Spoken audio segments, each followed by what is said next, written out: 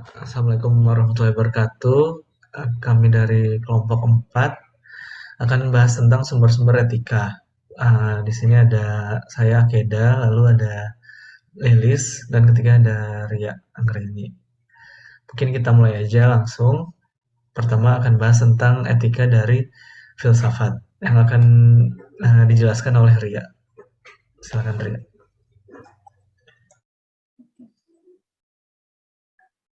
Etika atau filsafat moral adalah cabang dari filsafat yang membicarakan tentang nilai baik atau buruk.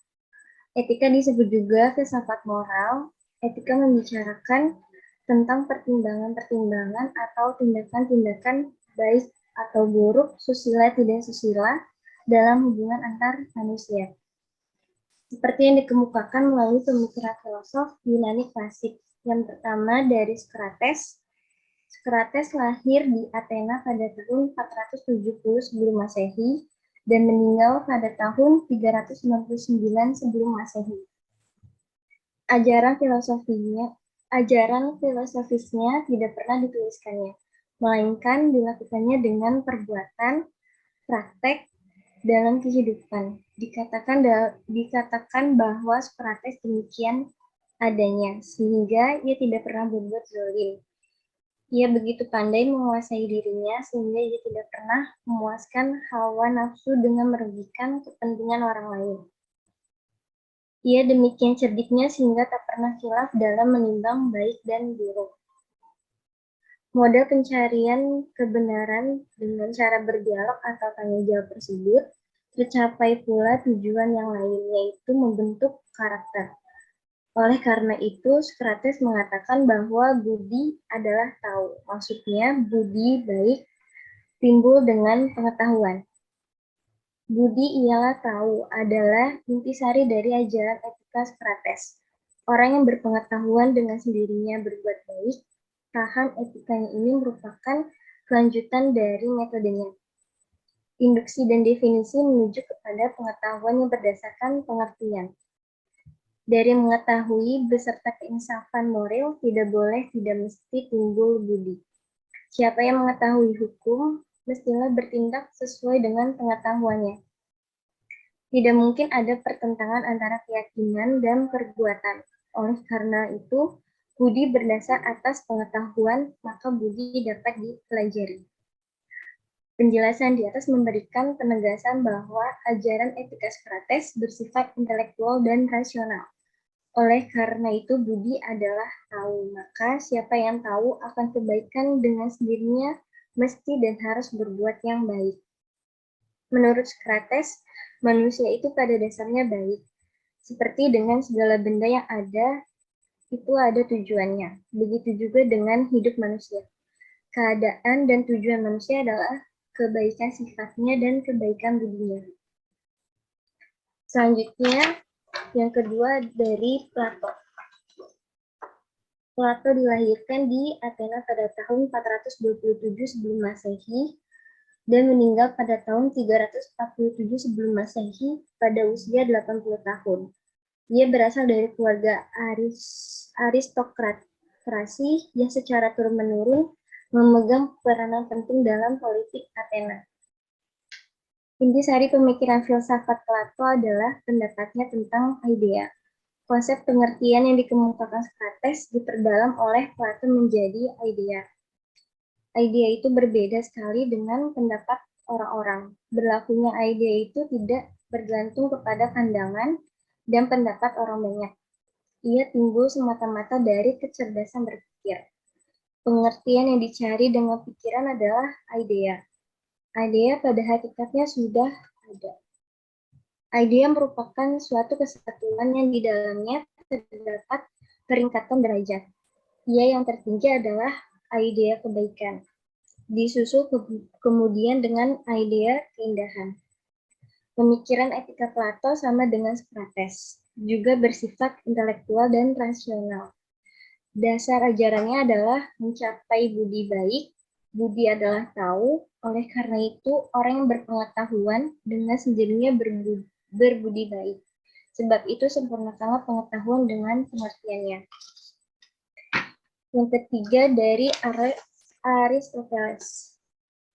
Aristoteles lahir di Stagiria, di semenanjung Kalkidike, Tracia atau Balkan pada tahun 384 sebelum Masehi dan meninggal di Kalkis pada tahun 322 sebelum Masehi di usianya ke-63 tahun. Aristoteles sependapat dengan gurunya yaitu Plato, bahwa tujuan yang terakhir dari filsafat adalah pengetahuan tentang adanya atau realitas dan yang umum. Ia memiliki keyakinan bahwa kebenaran yang sebenarnya hanya dapat dicapai dengan jalan pengertian. Menurut Aristoteles, adanya itu tidak dapat diketahui dari materi atau benda belaka, dan tidak pula dari pikiran semata-mata tentang yang umum, seperti pendapat Plato. Adanya itu terletak dalam barang-barang satu-satunya selama barang itu ditentukan oleh yang umum. Inti sari dari ajaran logikanya adalah silogistik, atau dapat juga digunakan kata natijah dalam bahasa Arab. Silogistik maksudnya adalah uraian berkunci, yaitu menarik kesimpulan dari pernyataan yang umum atas hal yang khusus, yang tersendiri. Misalnya, semua manusia akan mati atau umum. Selanjutnya, etika dari adat istiadat yang akan dibacakan oleh Akidah. Selanjutnya, etika dari adat Nanti istiadat. Jadi, pertama definisinya dulu. Adat istiadat ini adalah suatu uh, kompleks konsep serta aturan yang mantap dan terintegrasi kuat dalam sistem budaya dari suatu kebudayaan yang menata tindakan manusia dalam kehidupan sosial kebudayaan itu sendiri. Ini bersumber dari Jaraningrat 2003. Lalu setelah itu bertolak dari pengertian tersebut, etika berkembang menjadi studi tentang kebiasaan manusia berdasarkan kesepakatan menurut ruang dan waktu yang berbeda, yang menggambarkan perangai manusia dalam kehidupan manusia pada umumnya. Berdasarkan pengertian ini, eh, berdasarkan perkembangan arti inilah kemudian dikenal adanya etika perangai. Etika perangai ini adalah adat istiadat atau kebiasaan yang menggambarkan perangai manusia dalam kehidupan bermasyarakat di daerah tertentu pada waktu tertentu pula. Etika perangai tersebut diakui dan berlaku karena disepakati masyarakat berdasarkan penilaian perilaku.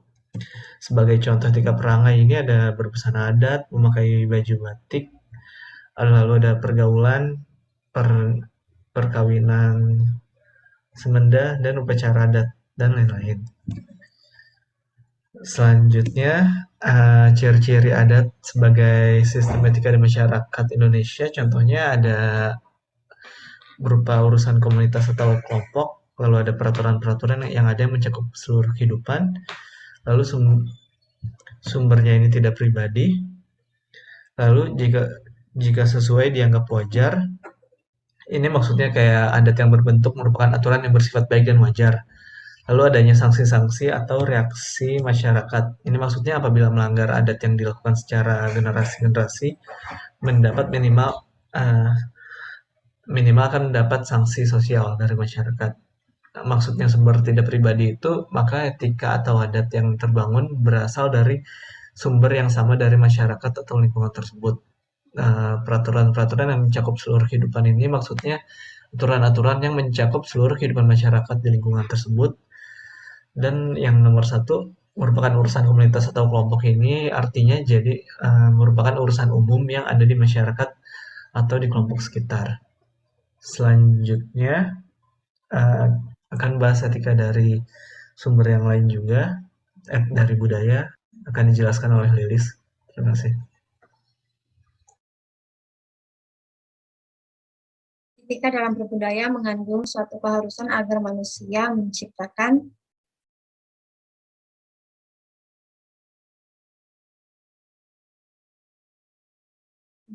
budaya yang mengandung nilai-nilai etik yang secara sosial dapat diterima oleh sebagian besar masyarakat. Budaya yang beretika adalah budaya yang mampu menjaga, mempertahankan, dan mampu meningkatkan harkat dan martabat manusia. Etika berbudaya juga mengandung tuntutan bahwa budaya yang diciptakan manusia mengandung nilai-nilai etik yang kurang lebih bersifat universal atau diterima sebagai besar orang. Maksudnya itu etika berbudaya itu serangkaian tuntutan yang menjadi keharusan bagi setiap individu untuk memahami dan menghargai setiap budaya masing-masing. Misalnya, kalau seandainya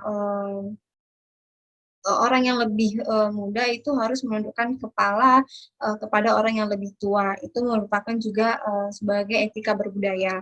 Yang kedua yaitu meminta izin kepada orang tua ketika pergi. Misalnya untuk anak yang masih tinggal dengan orang tua, kalau saya mau pergi keluar atau mau pulang malam, biasanya itu harus minta izin dulu kepada orang tua. Yang ketiga yaitu menghargai perbedaan dalam agama. Itu juga merupakan etika dalam berbudaya karena di Indonesia agama itu ada 5, nggak hanya satu. Keempat yaitu untuk biasanya dalam suatu daerah tertentu anak perempuan itu biasanya dilarang pulang larut malam.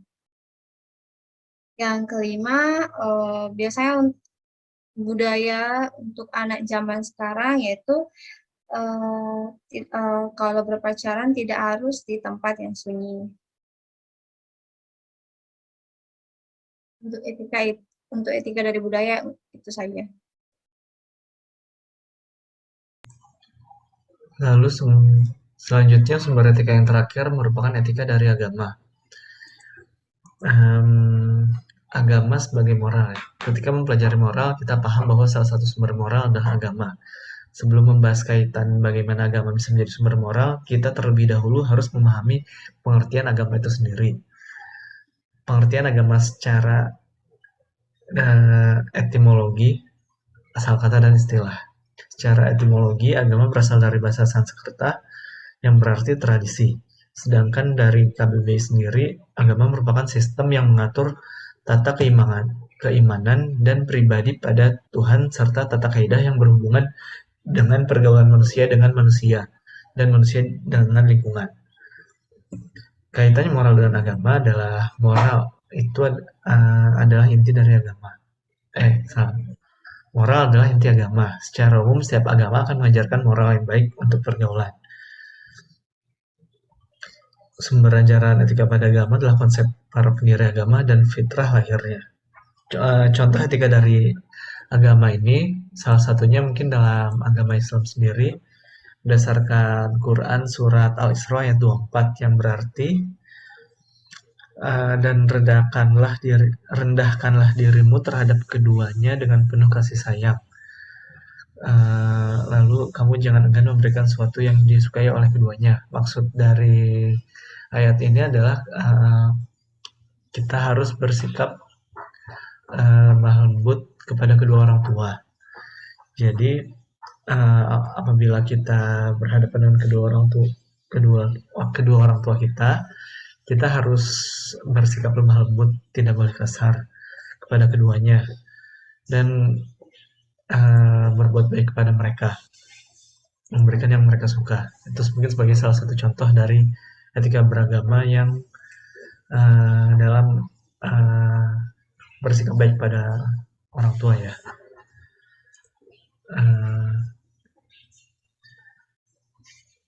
Mungkin demikian yang dapat kami sampaikan dari kelompok ini tentang sumber-sumber etika. Jadi ada 5. Pertama etika dari filsafat, etika dari adat istiadat, lalu etika dari budaya, dan etika dari agama. Ya, jadi total ada 4 sumber-sumber etika yang kita jelaskan saat ini. Demikian presentasi dari kelompok kami. Wassalamualaikum warahmatullahi wabarakatuh.